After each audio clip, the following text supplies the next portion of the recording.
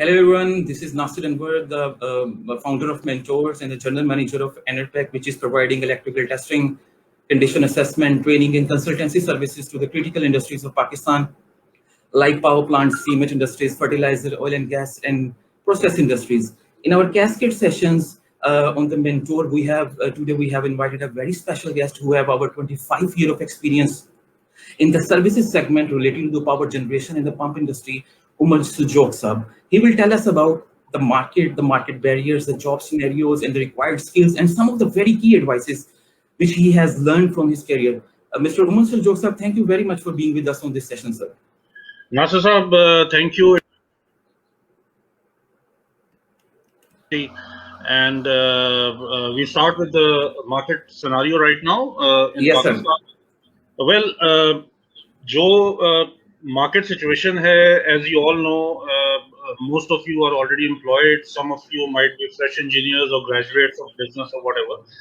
Market scenario is challenging, but उसको थोड़ा mapping कर लेते हैं based on the given scenario of power generation and industrial equipment, not only pumps but industrial equipment.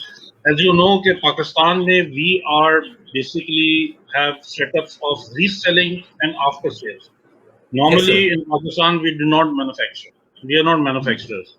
हमारा trading का business होता है, जो companies operate कर रही हैं, they are either representatives of their parent companies or they have an agency agreement of some sort. So that type of a market situation we have. There are very few companies like KSP, like Siemens, like one or two more who manufacture industrial equipment here. So Chunancha, given the scenario right now, last 1.5 years, as you all know, and if you don't know, let me share with you that the present government, they had the worst year in 2019, where we saw a very strong economical crunch. Businesses were going down and everything. Everyone thought that, okay, after 2019, 2020 is going to be a good year. But then we were struck with COVID-19 and rest you know the story. So market is there, definitely. मगर बात वही आ जाती है कि demand is very high, supply and demand का चक्कर है सारा. Like you have so many graduates, so many people seeking employment, but the number of opportunities are less. And when the number of opportunities are less, then of course competition is high, और उसमें फिर the fittest one will be successful. So moving on, Nasir. Sir इसमें हम ये भी देख रहे हैं उमर साहब के भी लास्ट 2 and 3 years के अंदर कोई मैसिव प्रोजेक्ट्स भी गवर्नमेंट की तरफ से इनिशियलाइज नहीं किए गए, कुछ अंडरग्रो प्रोजेक्ट्स भी नहीं है, जिसकी वजह से थोड़ी सी स्टैग्नेंट पोजीशन आ गई है. तो ये किस तरह इफेक्ट कर रही है न्यू जो कि यूनिवर्सिटी से लोग निकल रहे हैं या इंडस्ट्री प्रोफेशनल जो ऑलरेडी 2-3 साल किसी प्लांट पे उन्होंने स्टे किया and then just planning to move. तो what your suggestion for those industrial professionals? You rightly said that, you know, जो किसी भी मुल्क की इकोनॉमी होती है उसमें गवर्नमेंट स्पेंडिंग का जो है बहुत बड़ा पार्ट होता है. If the government is not spending, फिर आपका एक बहुत स्टेगनेंसी आ जाती है. बहुत सारे बिजनेसेस ऐसे हैं, जैसे फॉर एग्जांपल कंस्ट्रक्शन बिजनेस, आपका कॉन्ट्रैक्टिंग बिजनेस, आपका कोई प्रोजेक्ट्स होते हैं जो गवर्नमेंट के होते हैं, चाहे it is with the utilities, whether it is road buildings or any other airports or whatever, जो infrastructure के projects होते हैं, अगर government is not spending on those, तो वो फिर एकदम से एक crunch आ जाता है and the businesses go slow, और वो फिर एक snowball effect चलता है, जिसकी वजह से हमने वो देखा 2019 में, specifically 2019 जब government ने अपनी spending रोक दी. It's a different story कि वो जी IMF के लोन वापस करने थे, वो it's a different story, ठीक है, गुड इनफ. बट नेशनल इस थिंग की स्पेंडिंग रुक गई और उसकी स्पेंडिंग रुक गई. तो जिस किस्म के बिजनेस में मैं हूं इस वक्त, या मेरी कंपनी मेरा एम्प्लॉयर है, we were hit by almost 40%. 40% is not a small amount. So ये अक्रॉस द बोर्ड हुआ. अच्छा, दूसरा जो एक सिलसिला हमारे मुल्क में चल रहा है वो सीपैक, यानी go and set any dinner meeting और एनीथिंग, वो सीपैक आ रहा है जी. CPEC CPEC, we must understand that CPEC is like, you know, जिस पर मीडिया में बताता है, वो सब करते हैं CPEC आ जाएगा तो पता नहीं क्या हो जाएगा. अभी हम जॉब्स की बात कर रहे हैं. We are talking about professional engineers who want to seek jobs. CPEC Yes. है वो 10 से 15-20 साल का प्रोजेक्ट है, उसके अंदर स्पेसिफिक एरियाज के अंदर डेवलपमेंट होगी। पावर प्रोजेक्ट्स है, उसके अंदर रोड बिल्डिंग है जो कि ऑलरेडी हो रही है। मुझे बताएं इतनी रोड्स बन गई हैं बलूचिस्तान में, how many jobs did it generate? तो वो इस तरह नहीं है, उसके लॉन्ग टर्म कंट्री को बेनिफिट्स है। अच्छा बट सर, मैं इसमें एक चीज ऐड करना चाहूंगा कि सीपैक की जो रोड और पावर जनरेशन के प्रोजेक्ट्स थे, इसके साथ इन लाइन वो स्पेशल इकोनॉमिक जोन्स भी थे आई थिंक, कि जिन्होंने आपकी मैन्युफैक्चरिंग यूनिट्स यहाँ शिफ्ट होने थे, या मैन्युफैक्चरिंग यूनिट्स यहाँ आपकी डिफरेंट मल्टीनेशनल या नेशनल इन्वेस्टमेंट्स आनी थी, और लेटर वहाँ लेबर इंडक्शन और स्किल बेस्ड इंडक्शन होनी थी, अल्टीमेटली जॉब्स क्रिएशन के प्रोसेस स्टार्ट होने थे। लेकिन वो I think so stagnant. It's going to take a long time. देखें गवादर पोर्ट अभी बना है, अभी आप I have not been to Gwadar, most people have not gone to Gwadar. हमें गवादर के बारे में जो ग्लिम्पसेस मिलते हैं वो सोशल मीडिया से या अपने मेन स्ट्रीम मीडिया से मिलते हैं। वहाँ स्टेडियम बन गया है, वहाँ पे रोडें बड़ी शानदार बन गई हैं सब, बट वहां पे जो एक्टिविटी स्टार्ट होगी it's going to take time.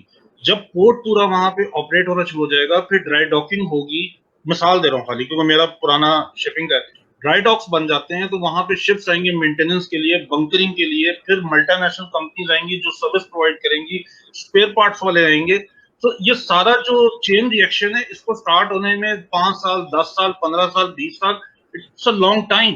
Dubai का जो शिपिंग इंडस्ट्री है वो ओवरनाइट तो नहीं बन गई, इट टुक ऑलमोस्ट 20 इयर्स। तो इसी तरह ये पूरा सीपेक जो है it's going to take time, it's happening. मगर अभी अगर इफ आप हमारे ऑडियंस में कोई ऐसे साहब हैं जो who started their career and who spent 2-3 years, तो मेरे ख्याल में जब उनको 10-12 साल हो जाएंगे कैरियर में या 15 साल हो जाएंगे, तो then he might be able to have managerial position somewhere in Gwadar और सीपेक के सिस्टम के अंदर। तो it's going to take time, it's happening. मगर उसके अंदर फिर डेफिनेटली आपका फिर रीजनल पॉलिटिक्स आ जाती है, यू नो, फिर ये हम थोड़ा उसमें चले जाएंगे अगर ये चलता रहा तो, अगर ये चलता रहा।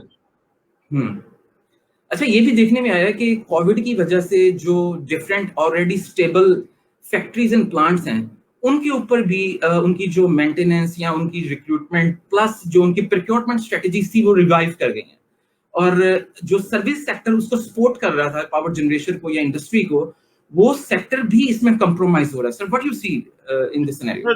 देखिए every business is getting compromise. अगर आप स्पेसिफिकली इसकी बात करें तो I would not like to take names of the companies, पर बड़ी रिनाउंड कंपनीज हैं, उन्होंने ले ऑफ्स किए हैं पिछले 1-1.5 साल में, यानी you could not think of those names के वो ले ऑफ करें। ले ऑफ किए हैं, कॉन्ट्रैक्ट्स कैंसिल हुए हैं, सप्लायर्स के कॉन्ट्रैक्ट कैंसिल हुए। अगर जहां मैं बैठा हूं उसमें अगर आप देखें तो अगर मेरे क्लाइंट हैं, in normal circumstances you would be procuring something like 10 million के स्पेयर पार्ट्स या सर्विसेज, तो आपने कट डाउन करके उसको 4 बिलियन कर, तो आपका तो काम चल गया, मगर then I suffer, when I सफर मेरे सप्लायर सफर करेंगे। तो ये सारा चेन रिएक्शन है, तो दैट इज हैपनिंग। और इसी वजह से जो है वो companies have started looking deeply into their P&L statement कि कहां पे वो कॉस्ट कटिंग कर सकते हैं। हर कोई जो है, अब मतलब अगर मेरा क्लाइंट मुझे पैसे नहीं दे रहा, वो पैसे बचा रहा है, तो मैं भी तो पैसे बचाऊंगा, फिर मेरा सप्लायर वो भी पैसे बचाएगा। तो एंड ऑफ द डे उसके अंदर फिर डेफिनेटली जो जॉब मार्केट है उस पर प्रेशर आता है, ठीक है ना।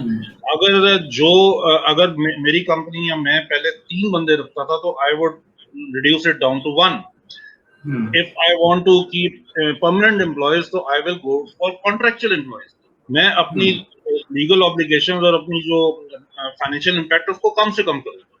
So that all is happening right now, and unfortunately 2019 का तो जो भी था वो हमारा सेल्फ क्रिएटेड था, बट अब जो पोस्ट कोविड और ड्यूरिंग कोविड जो सिचुएशन है, because we are a third world country, we have a weak economy, तो हम बहुत बुरी तरह हिट हो रहे हैं। तो सर, इस कंपटीशन के दौर में उमर साहब कि एक तरफ हम देख रहे हैं कोविड हमें हिट कर रहा है, सेकंड एंड के ऊपर मार्केट के अंदर कंपटीशन है, थर्ड के अंदर डिमांड रिड्यूस हो रही है, तो जो इंडस्ट्री प्रोफेशनल है उसको तो फिर मल्टी स्किल होना पड़ेगा ताकि वो अपनी पोजीशन गेन कर सके। तो could you please tell me something about this? अच्छा, इसमें बेसिकली मैं एज अ रिक्रूटर अपना आपको एक्सपीरियंस शेयर करता हूं कि जनरली लोगों का ना अपने सीवी के ऊपर बहुत ज्यादा जोर होता है। They focus a lot on the CV, they focus a lot on the core job profile और द कॉम्पिटेंसी और व्हाटएवर। Whereas जो रिक्रूटर होता है वो और चीजें ढूंढ रहा होता है, वो सॉफ्ट स्किल्स ढूंढ रहा होता है, वो ये देख रहा होता है कि हाउ दिस जेंटलमैन, देखें ऑपरेशन इंजीनियर की नौकरी तो हर कोई कर सकता है। मैं ये देखूंगा कि in given the choices, given the competition, मेरे पास 100 एप्लीकेशन हैं, मैंने उसमें से चूज करना है who can add value, who can add more value to my team, to my organization।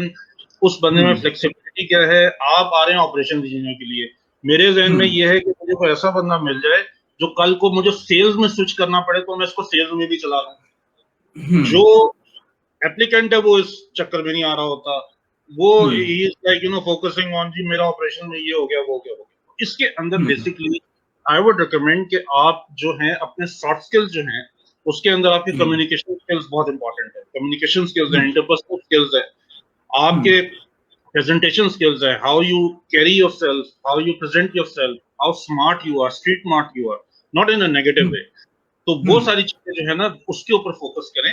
और मैं आपको यही एडवाइस करूंगा कि ठीक है आपने इंजीनियरिंग कर ली, आप जॉब कर रहे हैं, कीप लर्निंग। आपका लर्निंग कर्व जो है ना वो बड़ा इंपॉर्टेंट है। आप कोर्सेज करें, आप चाहे छोटा सा कोर्स हो, अच्छा चलें कोर्स अफोर्ड नहीं कर सकते, यू डोंट हैव एक्सेस और अफोर्डेबिलिटी और सम अदर रीजन, तो आप यूट्यूब भरा पड़ा हुआ है, अपना स्किल्स डेवलप करें। मैं आपको छोटी सी बात करूं कि हम सबको पीसी चलाना आता है, we all know how to, मगर मेरे ऑफिस में only 1 or 2 guys, they are expert in Excel and Word etc. उन लड़कों की वैल्यू है, जब कोई मुश्किल काम होता है तो they make that thing. That's a very common communication skills का आप कोर्स कर लें। अच्छा, अगर आप जॉब हासिल करने वाली सूरत-ए-हाल में है या आप स्विच करने की सूरत-ए-हाल में है, तो there are people in the market जिनसे आप इंटरव्यू प्रिपरेशन की गाइडेंस ले सकते हैं, आप मॉक इंटरव्यूज अटेंड कर सकते हैं। You might be able, you might have to spend a little money, but उससे आपको हो जाएगा। Practice practice and practice. अगर आप खाली ऊपर सीवी लेके और अपना 3-4 साल का एक्सपीरियंस लेके आप जाके इंटरव्यू में बैठ जाएंगे, सॉरी टू से, अब हम सारे पाकिस्तानी हैं, मगर ये बात भी हमें पता है कि यहाँ रेस्टोरेंट्स और ये सारी चीजें चलती हैं। तो अगर कहीं खुदा ना खासा मेरिट है भी, तो अगर आपके पास वो एडेड वैल्यू नहीं है तो then you will be left out.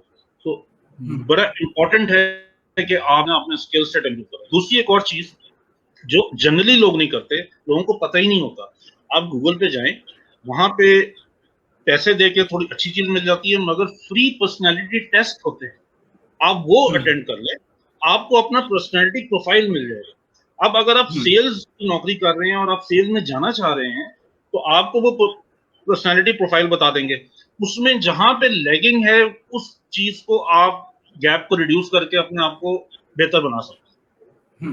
मैंने इतने लोगों से पूछता हूं मैं कि यार तुमने कभी अपना पर्सनैलिटी टेस्ट लिया? सर वो क्यों होता है, वो क्या, कैसे, कब, क्यों? It's a very important thing.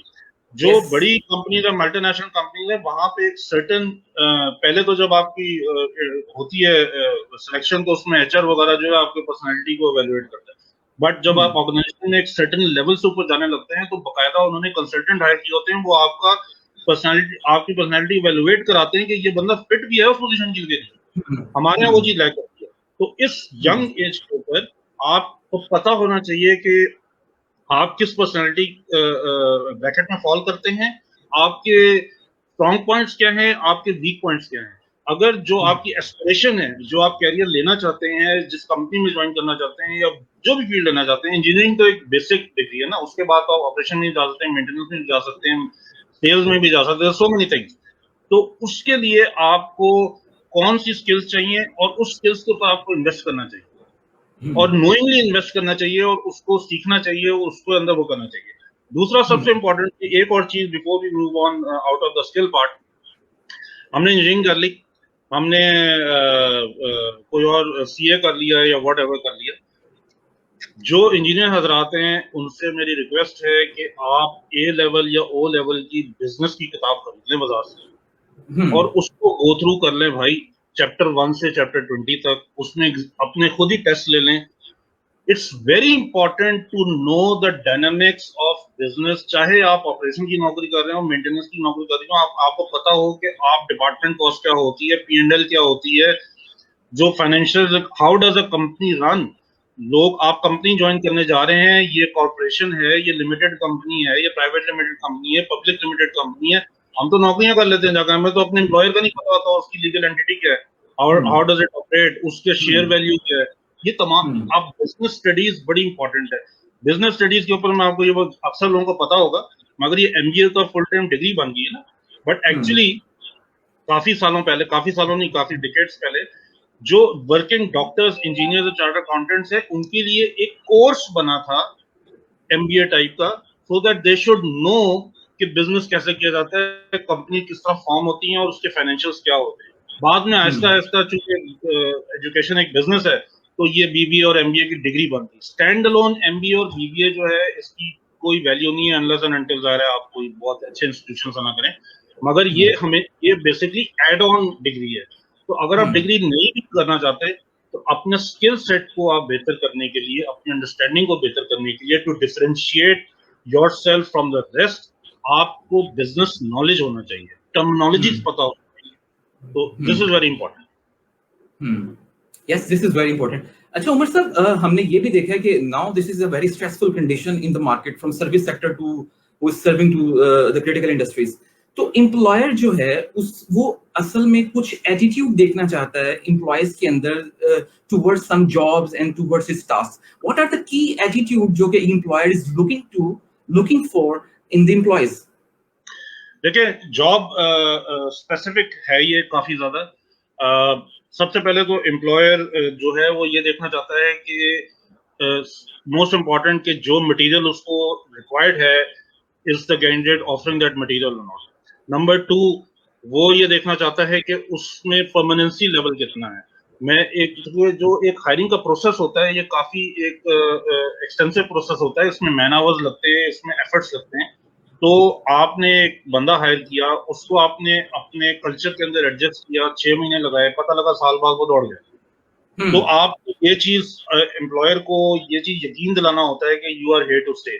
उसके अंदर बेसिकली आपका एटीट्यूड प्लस आपका सीवी बता देता है कि हाउ सीरियस आर यू। शुरू में जो कैरियर का शुरू होता है, उसमें रफली 2 साल 2.5 साल पर एम्प्लॉयर को 4-5 एम्प्लॉयर आप चेंज कर सकते हैं पहले 10 सालों, 8 सालों। वो एक ग्रोइंग पीरियड होता है। आपने कहीं इंटर्नशिप की, कहीं ट्रेनिंग इंजीनियर थे, वहां से आप जूनियर इंजीनियर बन गए, वहां से फिर आप 2 साल बाद कहीं और असिस्टेंट मैनेजर बन गए या सेल्स मैनेजर बन गए, इंजीनियर बन गए, whatever. After that if you are again jumping around, तो then that will go into your negative. तो इस चीज का बड़ा ख्याल रखना चाहिए। दूसरा ये कि आपके अंदर नेगेटिविटी नजर नहीं आनी चाहिए, आपकी बॉडी लैंग्वेज, और आप, वो आपसे ट्रिकी सवाल पूछेंगे बहुत सारे, आपको ऐसा ट्रैप करेंगे अपनी जजमेंट करने के लिए। आपको लगेगा this question is a separate question, this question is a separate question, मगर वो बाद में जब वैल्यूएट करेंगे, they are going to join all the question and they are going to evaluate कि ये बंदा किस टाइप का है, इसका रुझान किस तरह। प्लस आप जो रेफरेंसेस देते हैं, ये बड़े इंपॉर्टेंट। नॉर्मली क्या होता है कि अपने बडी का रेफरेंस दे दिया जाता है, ठीक है। आप तो वो इलेक्ट्रॉनिक दौर है, वो they get around and they seek के बंदे का बैकग्राउंड क्या है, they get the first hand knowledge. तो ये तमाम चीजें देखने वाली होती हैं। It's very important to stay positive, show positivity, और अपनी, जैसे मैंने कहा, कम्युनिकेशन स्किल्स और आपका जो प्रेजेंटेशन स्किल्स है ना, उसके ऊपर बहुत ही इंपॉर्टेंस का हामिल है ये सारा रिक्रूटमेंट का प्रोसेस, और इसको बिल्कुल भी लाइटली नहीं लेना चाहिए।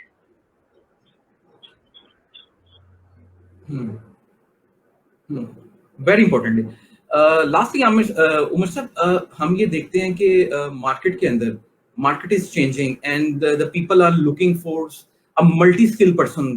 तो इज इट ट्रू इस वक्त मार्केट के अंदर जो एम्प्लॉयड है is looking for the multi skill person?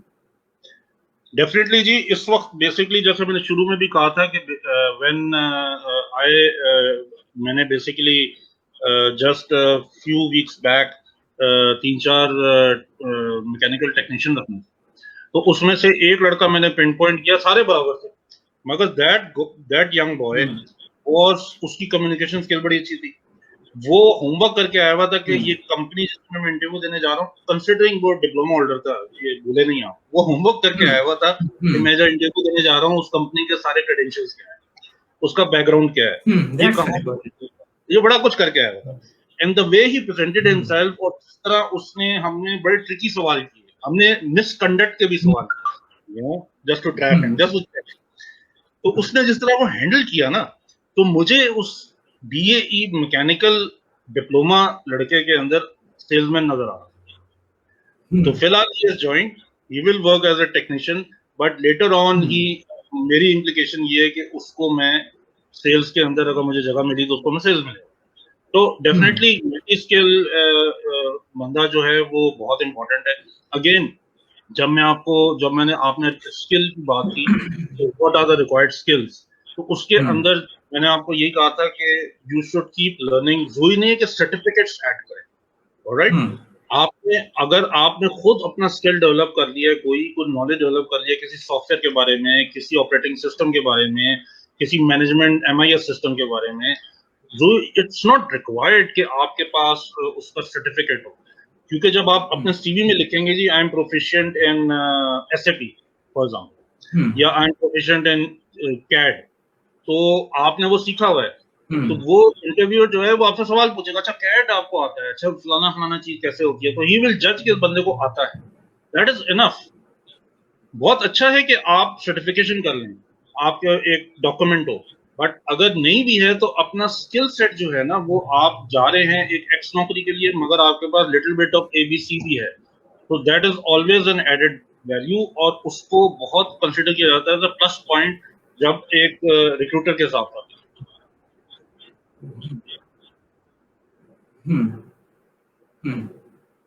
Right.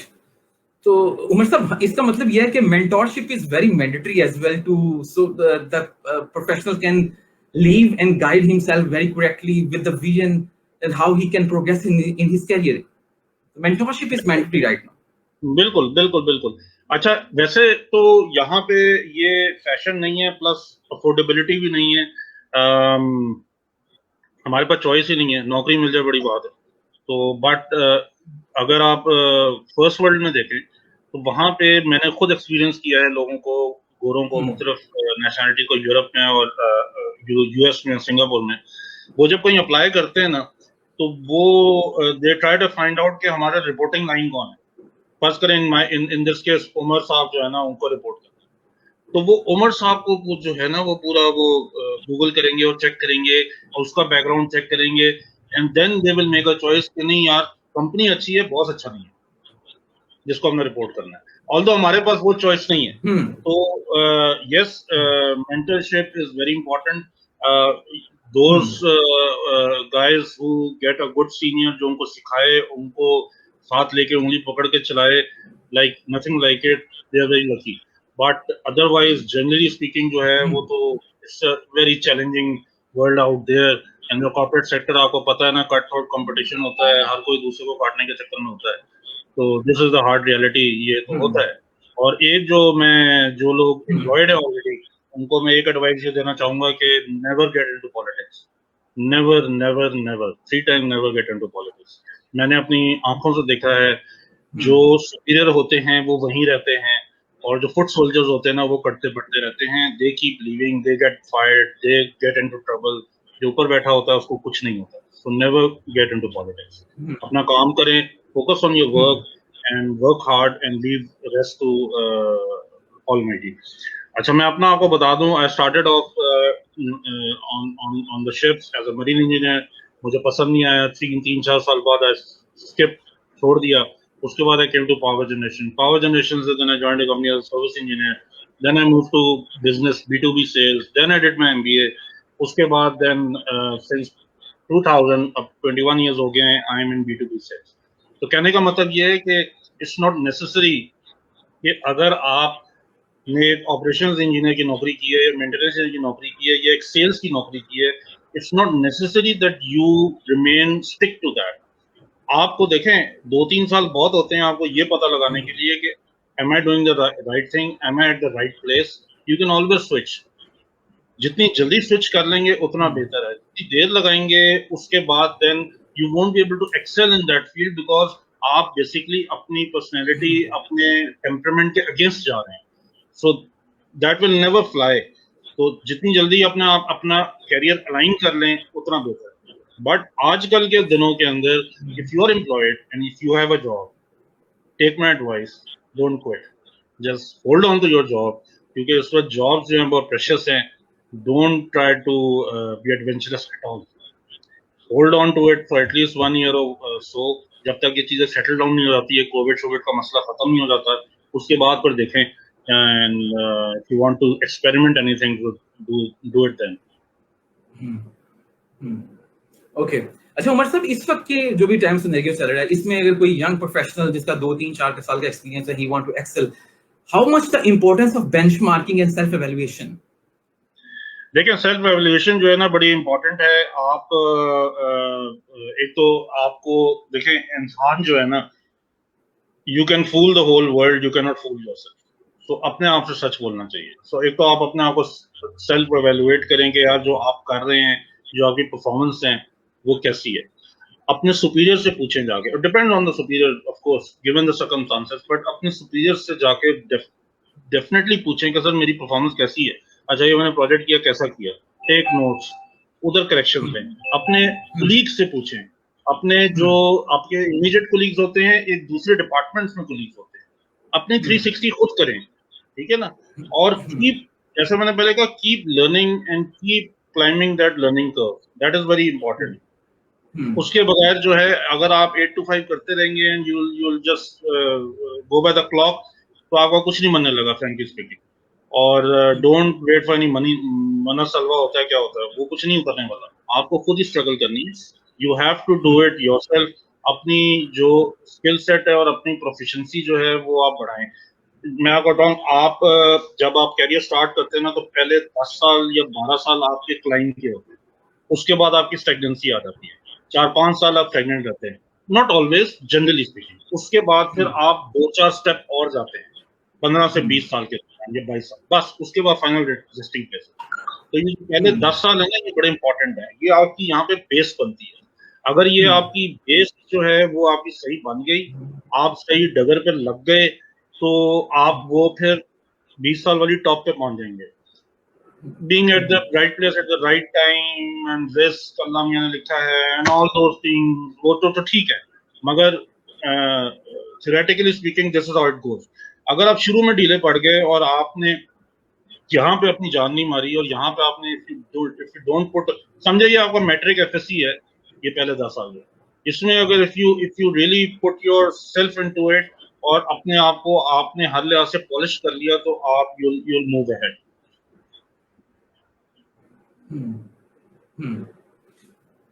Okay, Umar sahab, what are your last key 3 advices for young professionals, sir? Sir young professional में की एडवाइसेस क्या देनी है जनाब. सबसे पहली बात यह है कि आप जो इस पूरे डिस्कशन में 2-3 चीजें जो मैं थी वो दोबारा रिपीट कर देता हूँ. If you have a job, stick to it. इस वक्त ब्रीदिंग स्पेस लें, उसको आप स्टिक करें. और वाइल से कि स्टिक टू इट, तो उसका मतलब ये नहीं है कि बस बिल्कुल ही वो ठंडे हो जाएं. Work hard and keep it. और दूसरा ये कि गिवन द सर्कमस्टांसेस जो हमारी कंट्री की हैं और जनरली मार्केट की है, ग्लोबली जो सिचुएशन है वो भी बहुत खराब है, हर मुल्क में खराब है. देखें आज आप if you try to get employment in Saudi Arabia और गल्फ और any place, it's not very easy, क्योंकि वहां पे अपने लोग जो हैं वो जॉबलेस हो रहे हैं. जॉब मार्केट बड़ी खराब है. यूरोप इज ऑलरेडी आउट, तो बाहर की एम्प्लॉयमेंट सिचुएशन भी बड़ी खराब है. पाकिस्तान में तो है ही खराब. तो यू शुड रियलाइज दिस. इसमें अगर जैसे मैंने कहा कि अगर आप if you have certain qualities जो कि आपने खुद फिगर आउट करनी, तो मेरी एक एडवाइस ये भी है कि राइट नाउ और in the future, right now for young professionals जो अभी जॉब ढूंढ रहे हैं, they are unable to find the job, और जो यंग प्रोफेशनल जिनको 2-3 साल हुए हैं उनके लिए फ्यूचर के एंटरप्रेन्योरशिप की तरफ आए. try to focus on something, on being self-employed. अच्छा, इसमें एक बार मैं बता दूं कि trading open clean box up, this should not be the option. यानी हमारे यहाँ फेवरेट जो बिजनेस लोगों का होता है वो ट्रेडिंग कर लो. ओपन क्लीन बॉक्स अप ये होता है कुछ बनाना नहीं है, बस खोल के साफ करके तो वापस बंद कर दो. इंजीनियर जो टर्म समझ जाएंगे ओपन क्लीन बॉक्स. तो ये काम नहीं करना. You have to think out of the box, have a unique idea. मैं आपको एक मजे की बात बताऊं कि हमारे यहाँ रुझान किस किस्म का है. अब से कोई 2-3 महीने पहले on a lot of Facebook pages, groups rather, मैंने एक पोस्ट फ्लोट की कि अगर एक ग्रुप ऑफ यंग ग्रेजुएट से कोई ग्रुप है या सिंगल बंदा है who has got a product जिसने खुद डेवलप किया को प्रोडक्ट, या उसके पास को बिजनेस आइडिया है बड़ा जबरदस्त किस्म का, एंड उसको एक मेंटोर चाहिए और इन्वेस्टर चाहिए, तो he can contact me. we can form a company, a legal arrangement, private limited company बनाते हैं और उसको फिर लेके चलते हैं। आप यकीन करें कि मैं उसको रीपोस्ट करता रहा उस पोस्ट को, और 1 महीने बाद मैंने हाथ खड़े कर दिए, एक कमेंट नहीं आया कुछ तरीके का। अब कमेंट्स क्या आ रहे हैं, नहीं मतलब मैंने like you no guy said that मैंने कट्टे खरीदने हैं 10 लाख इन्वेस्ट करते हैं, यू नो बकरे, एंड यू नो इस किस्म का मेरे कपड़ों का बिजनेस है। अच्छा, कोई उसमें कॉनमैन भी बड़े होते हैं, आप मुझे 20 लाख दें तो मैं ना इस पे आपको 2 लाख महीने के दूंगा, तो इस किस्म की ना, I mean I could not find a single person, कोई एक यंग लड़का हो लड़की हो क्या जी मेरा सर ये आइडिया है, तो जी मुझे इसमें मेरा फेथ है, इसमें मेरी एनर्जी है, मेरा फेथ है, I believe in my self, but मुझे एक इन्वेस्टर चाहिए और मेंटोर चाहिए। तो कहने का मतलब ये है कि there are people in the market who can help you, who can guide you. दूसरी बात, कोई काम छोटा काम नहीं होता, ये जॉब के लिए भी कह रहा हूँ और ये मैं बिजनेस के लिए भी कह रहा हूँ, एंटरप्रेन्योरशिप के लिए भी कह रहा हूँ। There is no such thing as small work and big work, तो उसमें आपको बिल्कुल भी शर्म नहीं करनी चाहिए, बिकॉज अपने काम के अंदर इफ यू पुट 16 आवर्स तो उसका बेनिफिट आप ही को होगा। ठीक है, उसके अंदर प्लस माइनस होते हैं, सक्सेस और उसके एक अलग सब्जेक्ट है बिजनेस वर्सेस जॉब, तो हर एक के प्रोज एंड कॉन्स हैं, मगर जो सर्वे कहता है वो ये कहता है, जो ग्लोबल सर्वे है वो ये कहता है कि 80% बिजनेसमैन जो हैं वो फुली सेटिस्फाइड होते हैं और सिर्फ 35% नौकरी पेशा लोग फुली सेटिस्फाइड होते हैं, बाकी समवॉट सेटिस्फाइड या डिससेटिस्फाइड कैटेगरी में आते हैं। तो why 80% of businessman are satisfied, because they have full command, मगर उसके लिए कुछ क्वालिटीज चाहिए। वेल नेवरदलेस, तो इसका जो टेक अवे आपके लिए होना चाहिए वो ये कि अगर if you are a job professional, आपने अपना स्किल सेट बढ़ाना है, आपने अपने एड ऑन्स करने हैं अपने साथ, यू नो मोबाइल लेंगे, चार्जर भी फ्री और स्क्रीन ये प्रोटेक्टर भी फ्री, और ये जो अपने आप को एक बंच बनाना है, not just a graduate, not just an operation engineer, not just a sales engineer, you have to have variety of skills, and आपने अपने पैकेज को मार्केट करना है।